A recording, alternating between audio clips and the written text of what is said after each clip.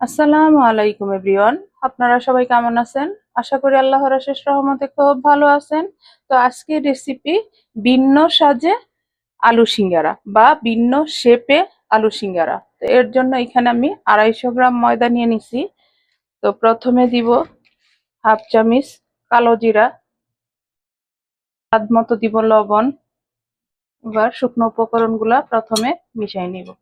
সিঙ্গারা আমরা সবাই বানাতে জানি, তো আমি একটু অন্যভাবে শেয়ার করলাম।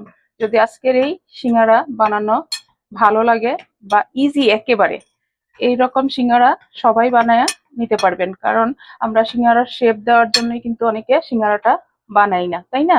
এখন এখানে দিয়ে দিব 2 চামচ রান্নার তেল।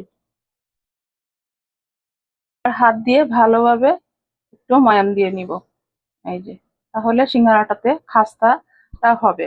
আর এই বর্ষার সিজনে বিকেলবেলা একটু চায়ের সাথে এইরকম চটপটা কিছু না হলে চলে না, তাই না?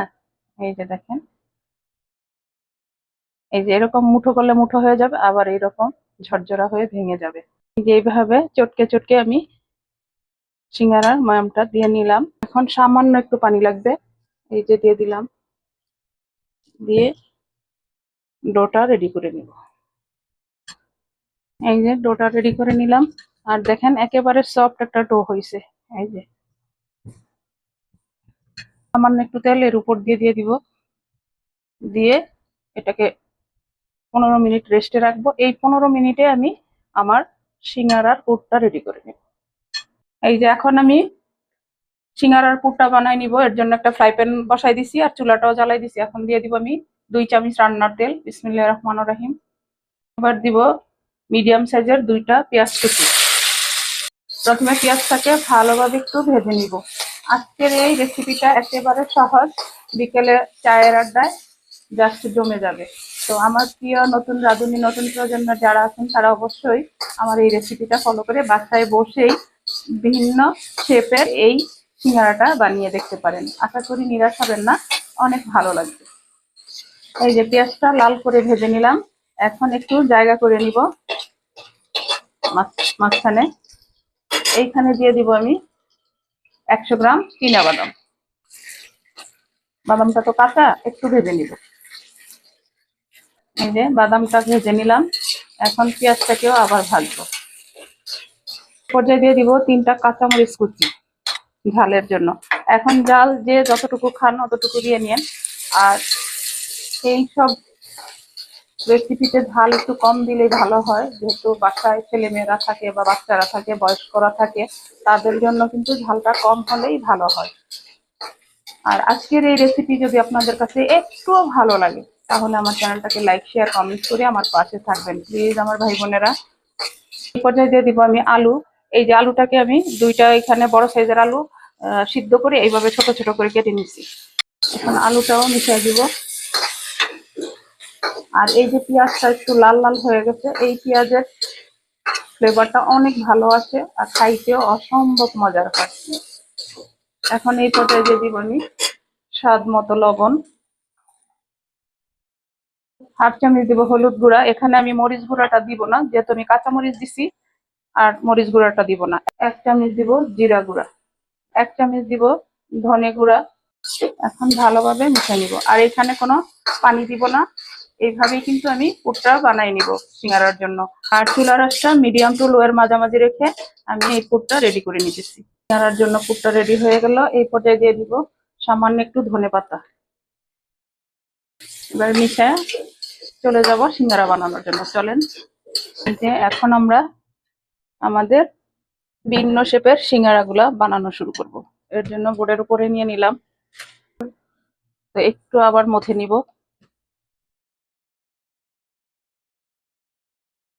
এবার লিচি কেটে নিব।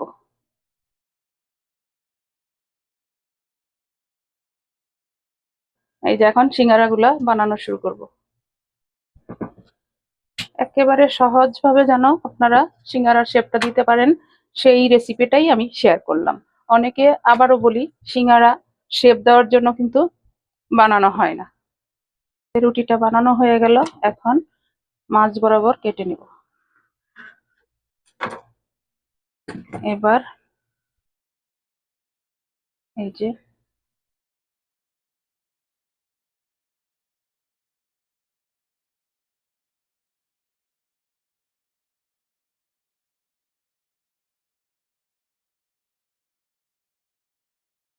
এখন আলুর পুরটা দিয়ে দিব।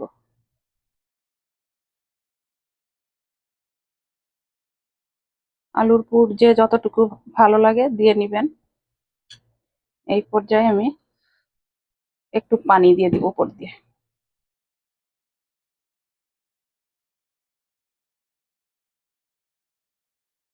এবার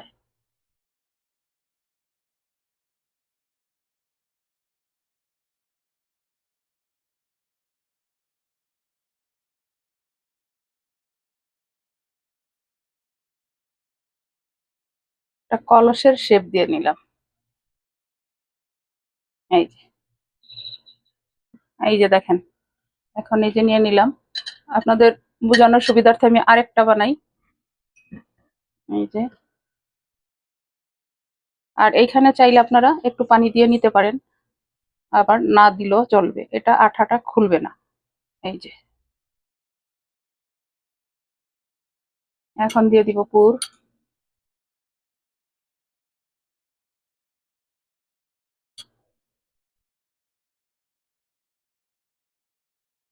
এবার আবার একটু পানি দিয়ে দিব। এবার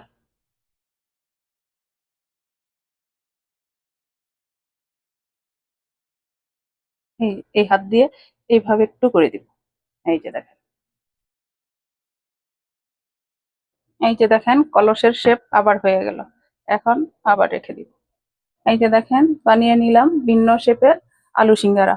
চলেন এখন চুলায় যাব। সিঙ্গারা গুলা ভাজার জন্য একটা ফ্রাই প্যান বসাই দিছি, চুলাটাও জ্বালাই দিছি। এখন দিয়ে দিব পর্যাপ্ত পরিমাণে তেল।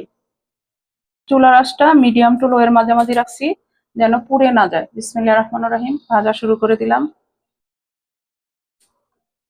এখন উল্টাই দিব। দেখেন মাশাআল্লাহ, এর থেকে সহজ সিঙ্গারা আর কিভাবে বানাবো আমরা, তাই না? এই যে দেখেন সিঙ্গারা গুলা ভাজা হয়ে গেল। মাশাআল্লাহ মাশাআল্লাহ। এখন সিঙ্গারাটা নামিয়ে নিব। এই যে এই যে দেখেন মাশাআল্লাহ বানিয়ে নিলাম ভিন্ন সাজে কলস সিঙ্গারা। এটার নাম দিলাম আমি কলস সিঙ্গারা।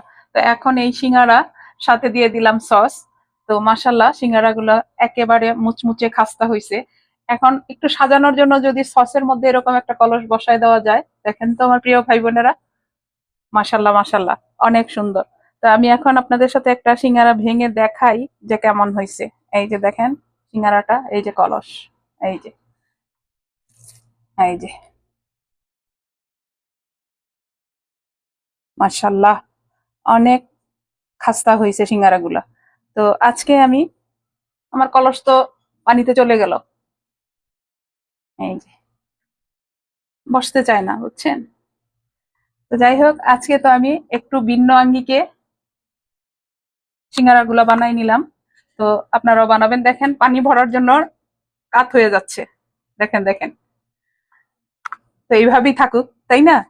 তো আজকে আমার এই অল্প সময়ের মধ্যে একটু ভিন্ন সাজে বানিয়ে নিলাম কলস। যাই হোক, একেবারে সহজভাবে আমি আপনাদের সাথে এই রেসিপিটা শেয়ার করলাম, যেন আপনারা বাসায় বসে বানিয়ে খেতে পারেন। আমি এখন আপনাদের কাছ থেকে বিদায় নিব, আবার নতুন কোনো রেসিপি নিয়ে আসবো। আল্লাহ হাফেজ।